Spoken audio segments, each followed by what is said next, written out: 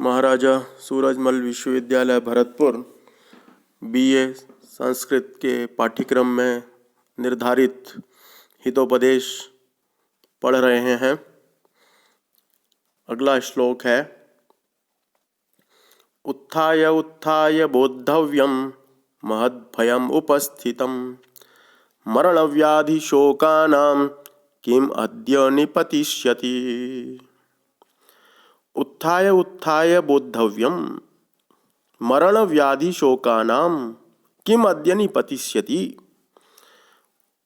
सुबह ही सुबह उठ करके, प्रत्येक दिन उठ करके, जब जब उठें सुबह प्रातः काल, तब तब मरण व्याधि शोकानां मरण मृत्यु, शारीरिक व्याधि शारीरिक कष्ट रोग, शोकानाम और शोक, मृत्यु रोग और शोक, इन तीनों में से किम अद्य निपतिष्यति, आज क्या प्राप्त होगा। यह इति उपस्थितम, ऐसा इसको उपस्थित देखकर, उसको सामने देखकर, महद भयम, यह जो नित्य बड़ा भय उपस्थित होता है, तद बोद्धव्यम, उसे समझना चाहिए। अर्थात सावधान रहने की जरूरत रहती है। सुबह उठ कर के ही विचार करना चाहिए कि ये इनमें से आज तीन कौन सा हो सकता है। कोई भी हो सकता है संभव। किसी से शोक मिल सकता है, शरीर का रोग मिल सकता है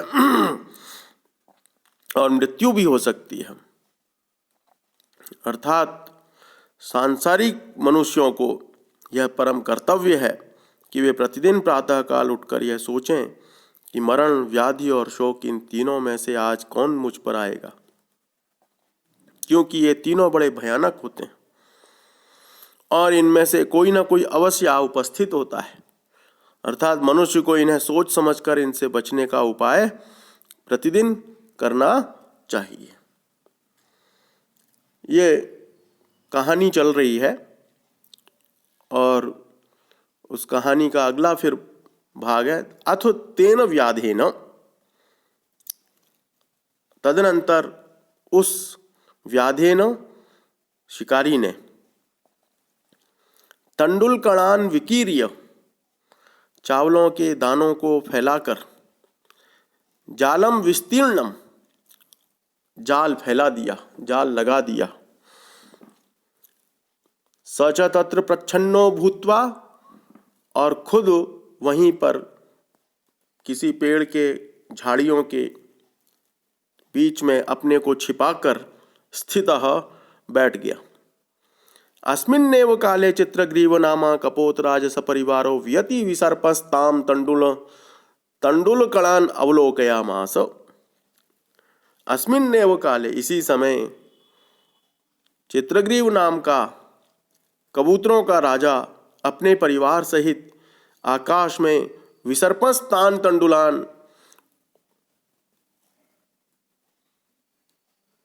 घूमता हुआ, विसर्पस और तंडुल, चावल के दानों को पृथ्वी पर बिखरा हुआ देखकर,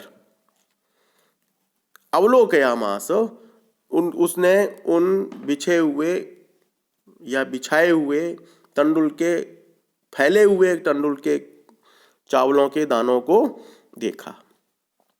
ततः कपोत राजस तंडुल कणलोद्धान कपोतान प्राह, तब चित्रग्रीव नाम का जो उनका कबूतरों का राजा था, स्वामी था या नेता था, वो बोला तंडुल कणन लुब्धान कपोतान, तंडुल के कणों के लोभी अन्य अपने साथियों को, परिवार वालों को, कपोतों को, कबूतरों को प्राह बोला, कुतो अत्र निर्जने वने तंडुल कणानाम संभव, इस निर्जन वन में चावल के दानों को इस प्रकार बिछाया हुआ कैसे संभव है।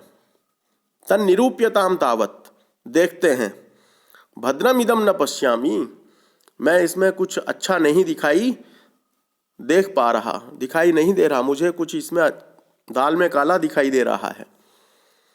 प्रायेण अनेन तंडुलकण लोभेन अस्माभिरपि तथा भवितव्यम। संभव है हमारा इन तंडुल कणों के, इन चावल के दानों के लोभ से हमारा भी वही हाल हो जैसे, अब वो आगे उदाहरण सहित बताते हैं, कथा आगे चलेगी। तो कंकणस्य तु लोभेन मग्नः पंकेत सुदुस्तरे वृद्ध व्याघ्रेण संप्राप्त पथिकः समृतो यथा। कंगन के लोभ से, सोने के कंगन के लोभ से सुदुस्तरे पंके मग्नः, कठिनता से पार होने योग्य जो कीचड़ में फंस गया था, निमग्न हो गया था, डूब गया था, वृद्ध व्याघ्रेण संप्राप्त, और बूढ़े व्याघ्र को वह प्राप्त हो गया था, यथा सा पथिका मृथा, और जिस प्रकार वो राहगीर मारा गया। कपोता ऊचुः, कबूतरों ने कहा, कथमेतत्, ये कैसे हुआ। सो अब्रवीत, वह उसको बताता है कि कैसे हुआ। तो अब कथा का प्रारंभ होता है। इसमें एक व्याघ्र है जो बूढ़ा हो चुका है और उसने एक युक्ति सोची है अपने शिकार के लिए। अब शिकार खेलने में, शिकार दौड़ने में उसे अवस्था के कारण समस्या आती है। तो ये कहानी है कि लोभ के चक्कर में नहीं आना चाहिए, लोभी व्यक्ति मारा जाता है। अहम एकदा दक्षिणारण्ये चरन अपश्यम, मैंने एक बार दक्षिण के जंगल में घूमते हुए देखा।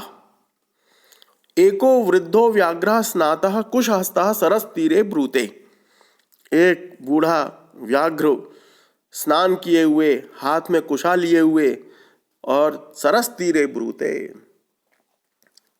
एक तालाब के किनारे, पानी के किनारे ऐसे बोल रहा था। क्या बोल रहा था। भो भो पांथाः, हे पथिको, इदम सुवर्ण कंकणम गृह्यताम, यह सोने का कंगन मेरे से ले लो। ततो लोभा कृष्टेन केनचित पांथेन आलोचितम, तब लोभ से आकृष्ट किसी राहगीर ने सोचा, आलोचितम सोचा, भाग्येन एतत् संभवति, ये भाग्य से ही संभव होता है। किंतु अस्मिन् आत्मसंदेह प्रवृत्तिर न विधेया, लेकिन इस पर, किस पर, ये जो व्याघ्र है इस पर विश्वास कैसे किया जा सकता है। जहाँ अपने को संदेह हो वहाँ प्रवृत्ति नहीं करनी चाहिए। ये उसके मन में दोनों बातें आ रही हैं। एक तो वो लोभ का मारा हुआ है लेकिन होशियार भी बन रहा है, तो कह भी रहा है अस्मिन् आत्मसंदेह प्रवृत्तिर न विधेयः। इस आत्मसंदेह अर्थात जो संदेह की स्थितियाँ जहाँ पर हैं, अपने को ही जहाँ विश्वास नहीं हो रहा वहाँ प्रवृत्ति को उपस्थित नहीं करना चाहिए, उस ओर आगे नहीं बढ़ना चाहिए। यही बात कही जा रही है। आज के लिए इतना ही पर्याप्त है।